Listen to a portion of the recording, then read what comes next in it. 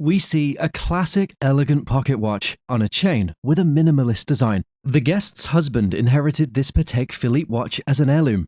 That would have been probably in the 1950s, maybe. My husband has had it for about 20, 25 years. This pocket watch was made in the 1930s by the Patek Philippe Company, a Swiss family-owned luxury watch and clock manufacturer. We can see the pristine enamels designed around the watch. The watch and its chain are made with platinum, known for its durability and lustrous finish. Unlike many from the same period, this watch has 3 signatures providing provenance. The movement is signed with a second signature and the dial is signed. Small second subdial at the 6 o'clock position can be seen marked with its own set of numbers and fine detailing, along with vintage-looking traditional spade hands with bold markers for clear readability. Looking closely at the chain, we see missing pieces of diamond, which affects its value. Reflecting on its timeless elegance and good condition, this Patek Philippe pocket watch would fetch Between $5,500 and $6,500 for the watch alone. Wow. at auction. This classic chain, enhancing the overall vintage appeal of the pocket watch, could sell for The chain alone probably would bring $1,000 to $1,200, and it would Wow. increase as you put the diamonds back in. This jewelry set is a family heirloom passed down for generations. This jewelry, the pins and the hairpins came from my mother, and she received them from my grandfather, her father-in-law, when I was born. With a photograph of the guest's grandmother wearing the jewelry. Originating from Malaysia, it is crafted in high-carat gold, specifically 22-carat fine gold, and adorned with rose-cut diamonds. The hairpins also feature ornamentation and are made of 22-carat gold. The jewelry set contains a total of 20 carats of rose-cut diamonds, likely dating back to 19th century Malaysia. The high quality of this set puts its estimated value at We put a value on this somewhere around $15,000 to $20,000. Wow, my goodness. Yeah, that's amazing. This guest's uncle rescued this antique from the trash of an old pharmacy in Louisiana. I have an old pharmacy. It was in the attic for a long time, and when they cleaned it out, they threw it to the trash. My uncle was driving by, saw the trash, and saw a couple of antiques, and when he dug through it, he found this. We are presented with a political poster from 1937, featuring images of important political figures of the time. The poster was created by supporters of U.S. Senator Huey Pierce Long Jr. to carry on his legacy after his assassination in 1935. The center of the poster depicts the Baton Rouge state capitol, monumental to Long's legacy and, unfortunately, where he was assassinated. This piece holds great significance to the people of Louisiana and, if put at auction, would sell for. At auction, this piece would fetch between $3,000 and $4,000. Really? Awesome. We see elegant and beautiful teacups inside a box. The guest bought this item at a store in the 1970s. It's a French porcelain coffee service made in the late 19th century. The box holding these cups is intricately designed with silk to cushion the cups. There are some information on the bottom of the pieces. Looking at the bottom of the cup, we see royal signatures, like those from the French Royal Porcelain Factory, but this one is not hand-painted, which is a mark of quality and authenticity. It's transfer printed. The designs on the porcelain cup are beautiful, but they seem rushed, which lowers their value. At auction, despite being inauthentic, this exquisite porcelain coffee service, inspired by nature, could still sell for. It's only worth about $800 to $1,000 now. Aspens are often seen as symbols of connection and resilience, which is depicted in this vibrant oil painting. It used to belong to the guest's mother before it was passed down to her. It was my mother's, and she loved the painting. I was always scared of it. It's a scary looking forest. The painting was done in 1947, and we can discern the artist's signature, Loren Mosley. Mosley was an artist of the American Southwest. In 1938, Loren Mosley became one of the founders of the University of Texas Fine Art Department. Furthermore, the painting's medium is oil on canvas board and is titled Aspens on the back. Just as the title suggests, the painting depicts colorful aspen trees and is perfectly preserved. At auction, this work of art by Mosley in its current condition would be worth to sell at auction anywhere between 30 and 50,000. No. Really?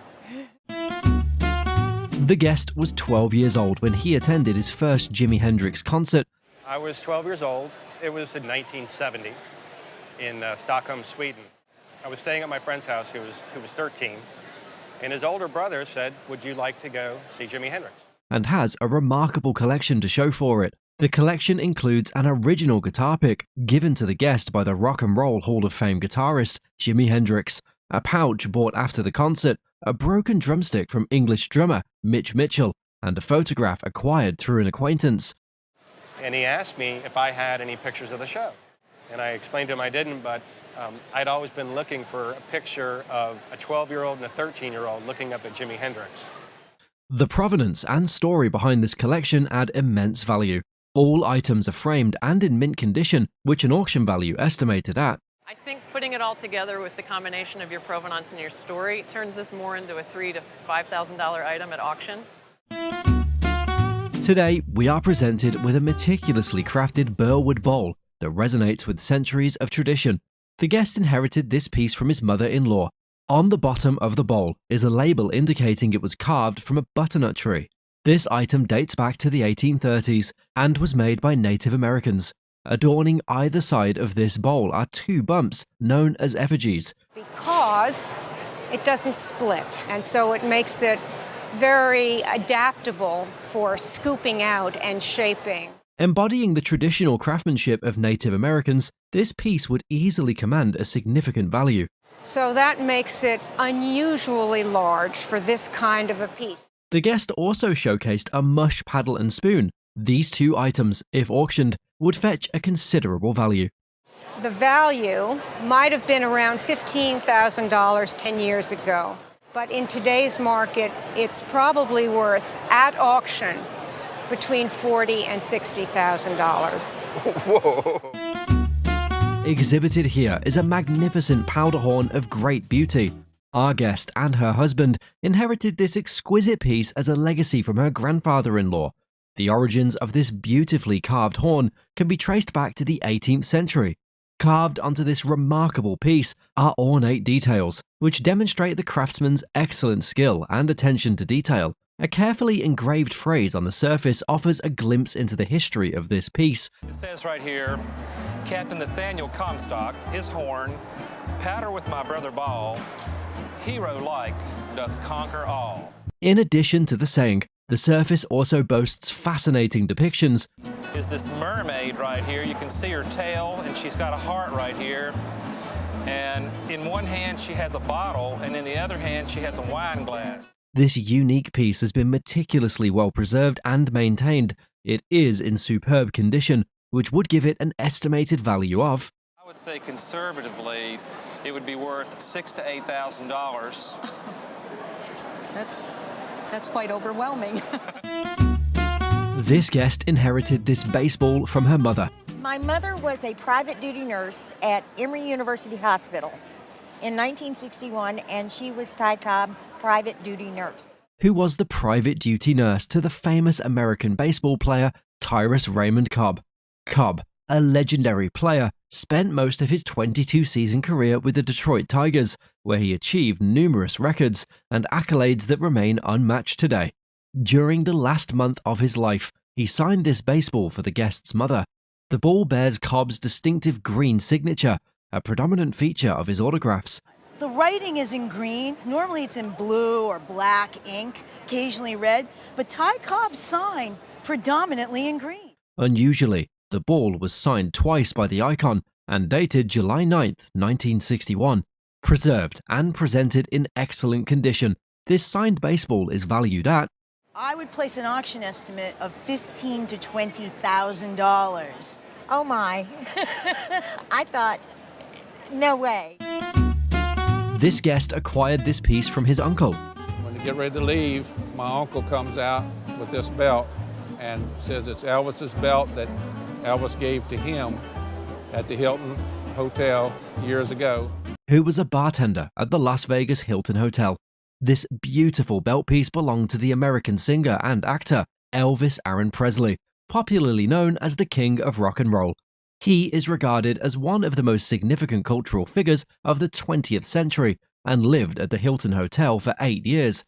During this time, he presented this costume piece to the guest's uncle. The belt is made of bullion wire thread set with rhinestones and features fringes. Preserved excellently with very good provenance, this piece will sell at auction for. I'm going to say at auction it would be $3,000 to $4,000. That's nothing wrong with that. Nothing wrong with that. This guest inherited this piece from her mother after her passing. My mom passed 8 years ago. I was helping my dad go through things in the house. I came across that and I asked my dad about it, and he said that was something that was my mom's. It's from her side of the family.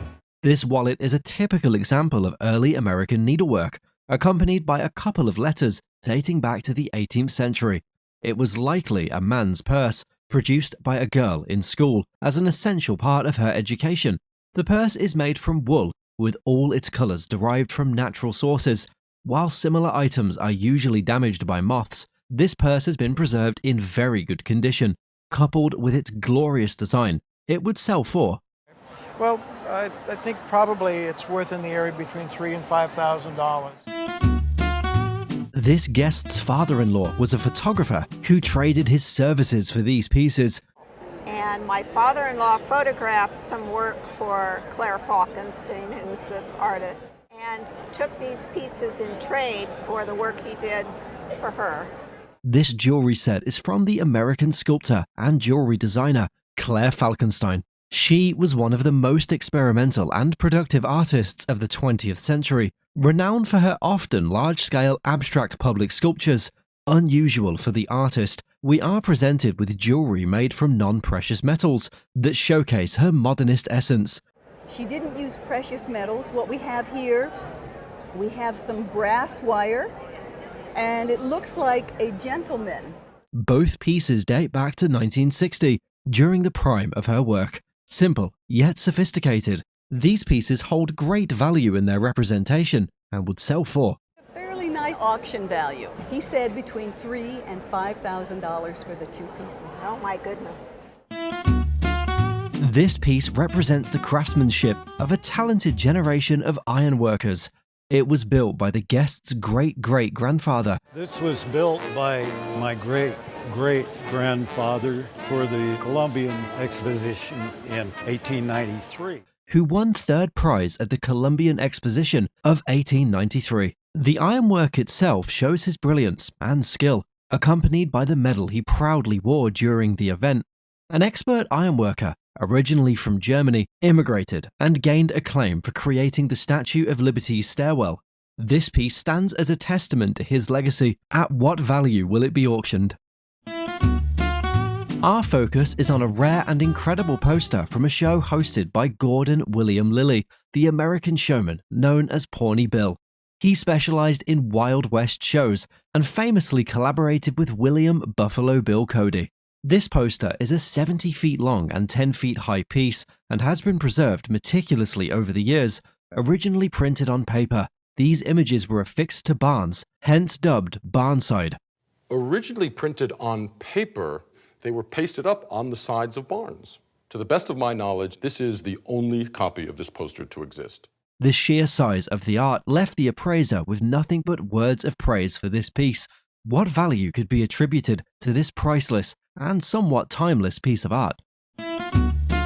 From West Africa, Nigeria, we are presented with a painting that represents the culture of the Oshogbo people.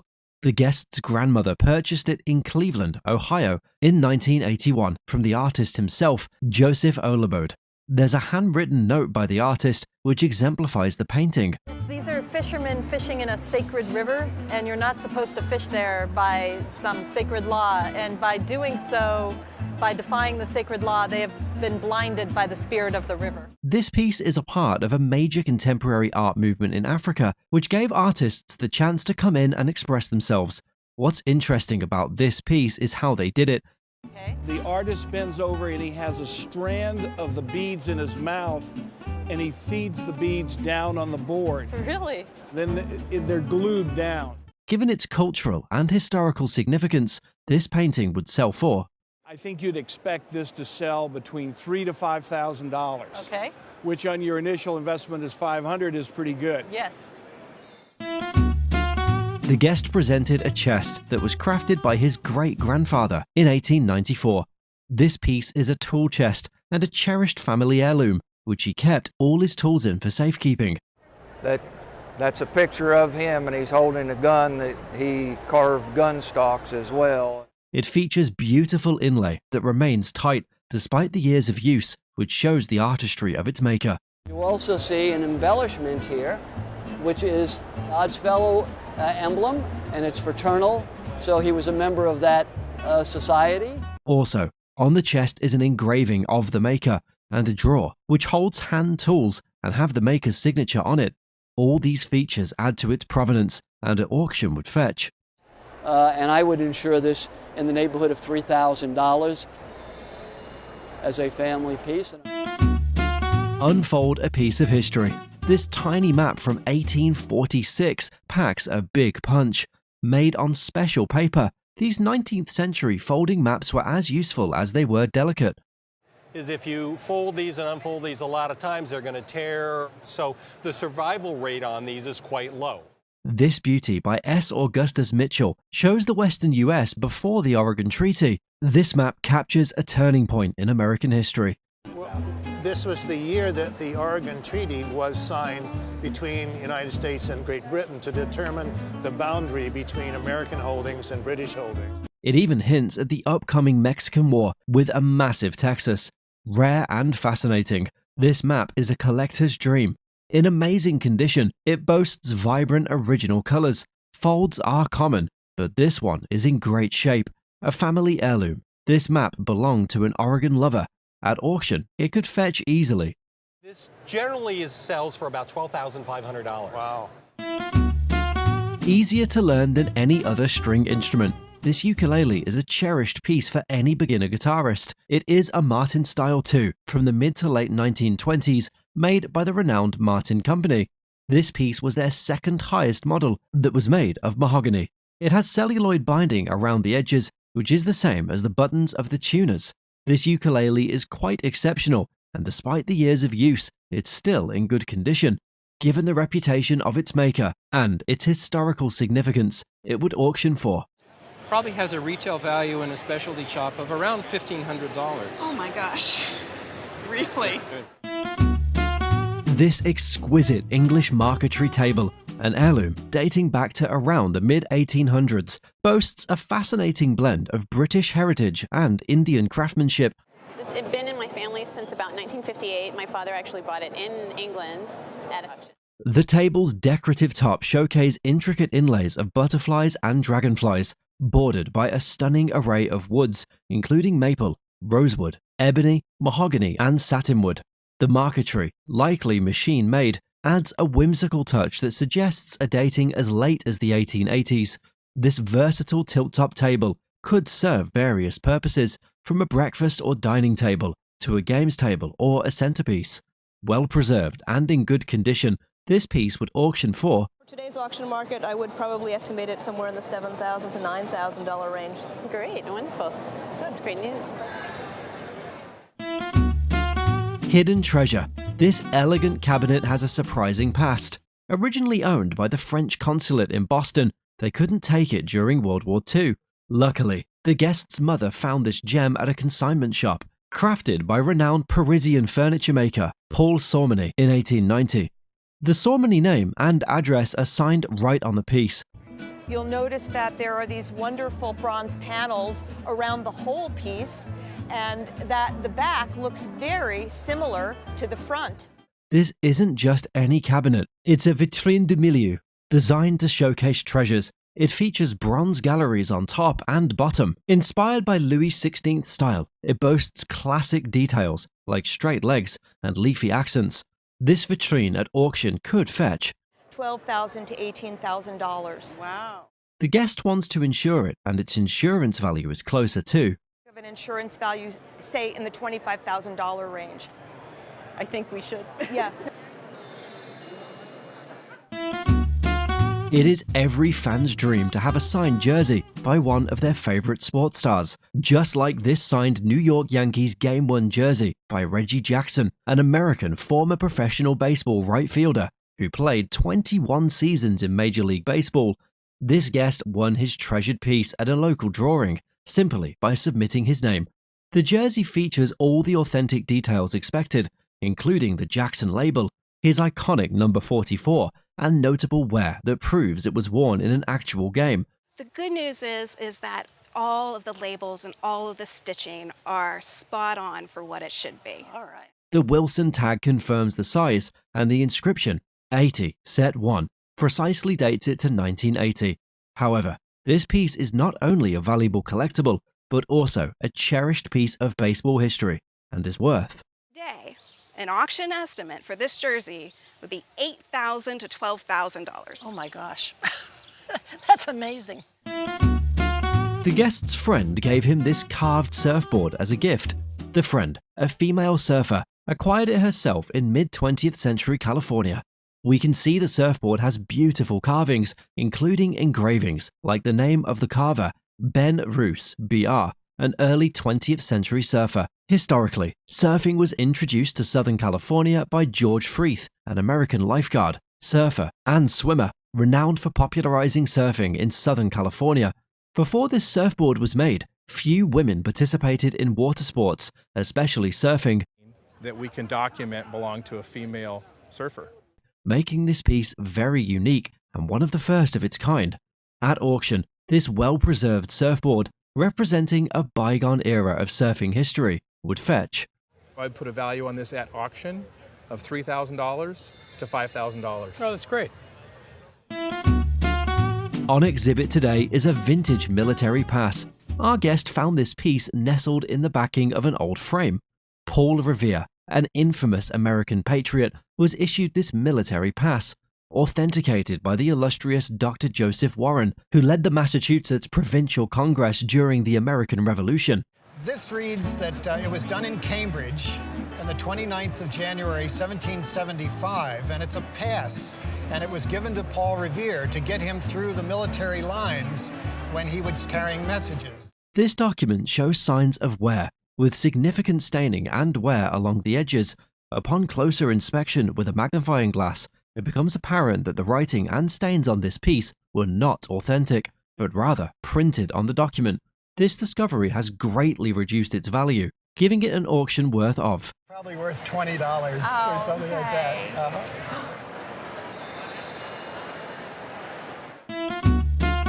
Saved from being mere trash or cannon fodder by this guest, this 1960s baseball has a story surrounding it. This is what people played baseball with 150 years ago. Isn't that wild? It is. Called a lemon peel baseball because of the way it was stitched up, it's made of leather, which over time has shrunk and is characteristic of leather materials. The fact that the ball has shrunk suggests it would have been bigger during the time it was used. A very twined ball. There's a probability that wool was used in making it. It's actually quite wonderful that the ball is still in top condition, considering how old it is. This is a very heavy twine and probably got some wool in there. This is in very decent condition considering how old it is. It's very supple still. The uniqueness of this ball is that they hardly come up often at auctions, which solidifies its rarity and makes it valued at probably about $1,000 to $1,500. Wow, really? That much? Brought in originally by these guests in its original box, this toy is a Japanese pre-World War II work. Although Japanese pre-war toys are usually known for their thinness, the pre-war toys tended to be all tin and a little more naive in quality. What raises their quality are the marvelous lithographs done on them. And, in the example of this piece, the automotive motif on its side also adds considerable value to it. Another outstanding quality of this toy is its original box that came with it, which oftentimes triples the value of the toy. There's a little action set on the toy too, with a rotating amusement park ride that increases the collectability of this toy. That's another factor in adding the value of this toy, because people collect amusement park rides. At auction today, this wonderfully made pre-war Japanese toy, with its original box adding to its value, would be worth Could probably bring as much as $2,000, maybe a little more. It's absolutely wonderful find you have here. Mouseman Oak carvings, timeless and grand, crafted with care by a master's hand. At a recent Yorkshire Roadshow, our participants showed special items inherited from their grandmother, Florrie Harrison. She had received them in 1933. These pieces were crafted by George Wheatman, a friend of the participant's father and an apprentice of Robert Thompson. Thompson was known as the Mouseman for his mouse signature on furniture. The items included a horseshoe ashtray and detailed carved owls. The owls, unlike the typical Mouseman style, were lifelike and intricate. Wheatman was remembered as a kind man. The price of the ashtray delighted the owner. It highlighted the exceptional craftsmanship of the items. It also emphasized their personal history while examining the condition of the items. The appraiser said, if you were to buy it at auction now, would be around £250. And these unsigned pieces, they're really one-offs. £4,000. Oh, that's nice. We all hold different objects dear, and it's not so often that those things are collectibles. This collection of hair combs and hat pins, however, falls into such collectibles. Acquired by this guest from different antique stores, they're all from different years. The earliest of the items, a hat pin, is from the 1860s. And it's from the 1860s. It's the robin's egg blue beads, which were so popular. That was the most popular color at that time. The next item, a French piece, is well decorated and adorned. There's also a Japanese piece from the 1920s, probably used by a geisha girl. A hairpin made of gold is also part of this marvelous collection. And then these are hairpins from about 1920, and they are gold. You have rose gold and regular gold pins here. Although most of these items started going out of fashion in the 1920s due to women wearing their hair in a bob, at an antique store, they're still quite valuable and would be highly collectible. Collectively, these items from different eras, countries, and varying craftsmanship would be worth. Overall, your entire collection at an antique shop would sell for about $2,000. Oh my God. He spotted LCT on the item at a thrift store and bought it for 99 cents. It is Tiffany pottery, with the LCT mark for Louis Comfort Tiffany, partially covered by glaze. The bottom also reads LC Tiffany Favril, along with a number, making it a beautiful little piece. Favril, from Old English, fabrile, underscores the handmade quality of these pieces. Favril glass achieves unique iridescence by blending metallic oxides into molten glass. This vase embodies Art Nouveau with flowing lines, organic shapes, and iridescent colors.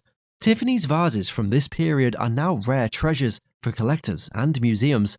A shimmering gem of artistic history, the appraiser valued the item. Is $5,000 to $7,000. Really? Really. Thank you. Today, we present a remarkable artifact. This incredible piece is a jigsaw pinball machine from the World's Fair exhibition. It was given to our guest as a Christmas present when he was just a child. Interestingly, the reward for playing the game is a stunning image that emerges. The image shows a beautiful bird's-eye view of the Chicago World's Fairgrounds. Removing a special slide causes the image to vanish, and you must play a game to reassemble the image in a random order. This exceptional piece is in superb condition, with an estimated auction value of Approximately $800 to $1,200 on today's market. Wow.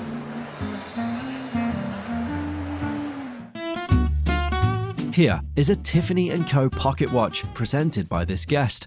This piece is also known as a fob, and it's set with beautiful stones that are referred to as dermatoid garnets, which are worth more than emeralds and are very rare. These were mined in Russia in the late 1800s to early 1900s, and they were very prevalent in antique jewelry, and it's a beautiful pave workmanship that we have here. It's accented with diamonds on the top, and you can see the little scroll work on the top, which has this electric lime green color. Interestingly, this pocket watch was made in 1890, and it's set in 18-karat gold.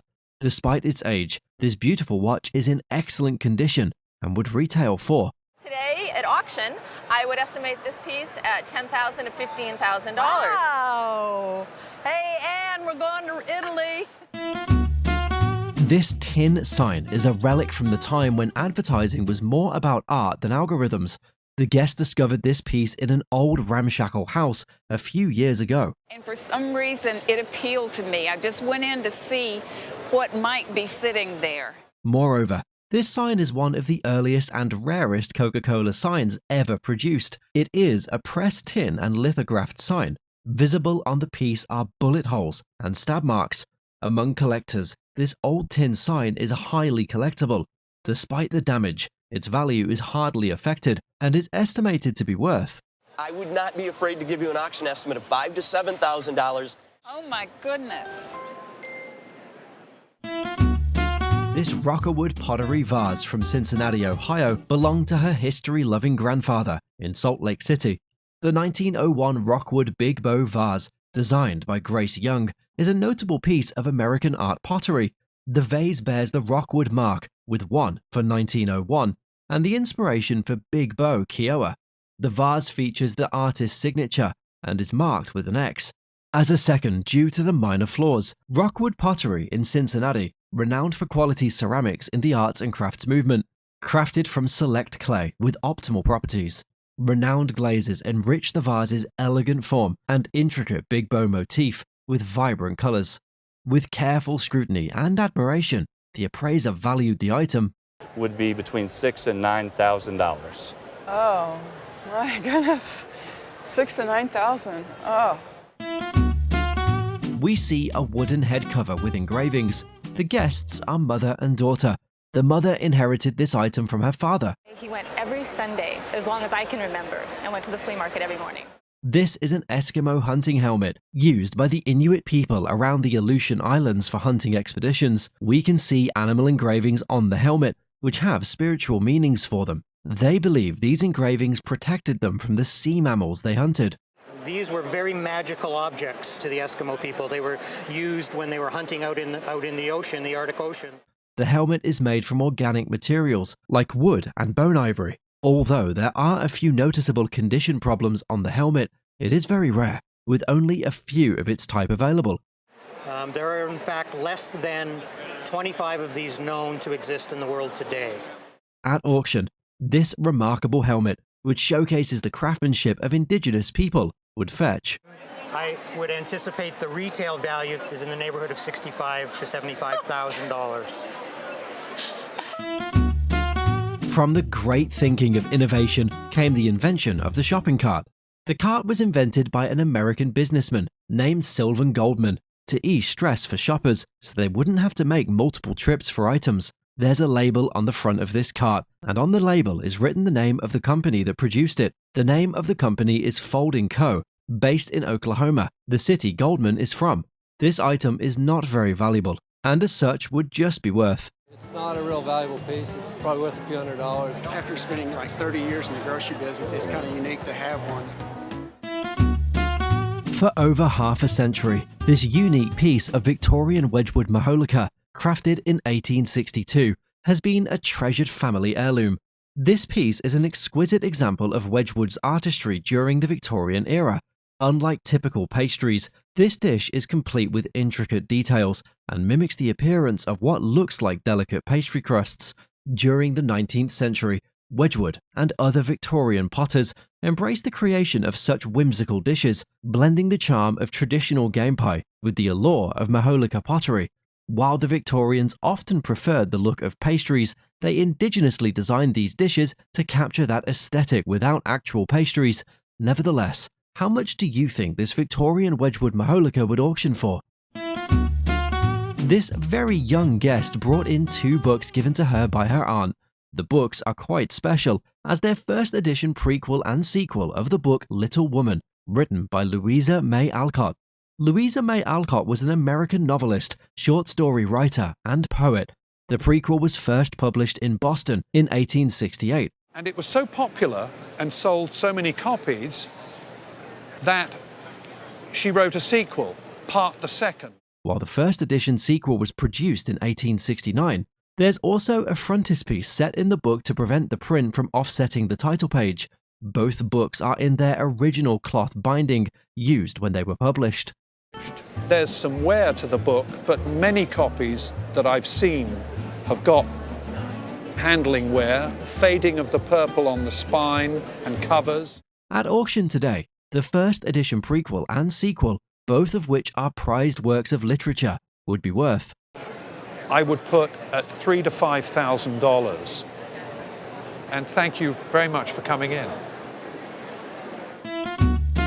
It can quite literally be said that today's guests brought the music to the party with this piece. This piece is a Regina Corona automatic disc changer, which is a frontrunner to later jukeboxes and modern-day CD changers.